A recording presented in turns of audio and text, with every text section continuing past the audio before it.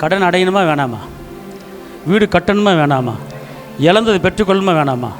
அதுக்கு நீங்கள் என்ன பண்ணணும், என்ன செய்யணும் எல்லாம் சொல்லுங்கள். அவர் அடிச்சுவடுகளை பின்பற்றி என் அப்பாவை ஏசப்பாவை உடும்பு பிடிச்சிக்குவேன். அவர் விடவே மாட்டேன்ல, அவர் எங்கே போனால் விடவே மாட்டேன்ல. அடுத்து அவர் உதவியில் கற்பனை விட்டு நான் என்ன செய்வதில்லை, பின் வாங்குவதில்லை. அப்பப்போ பின் வாங்கிடுறான், அப்பப்போ என்ன செஞ்சிடறான், பின் வாங்கிடுறான். எப்படி பின் வாங்குறேன் தெரியுமா?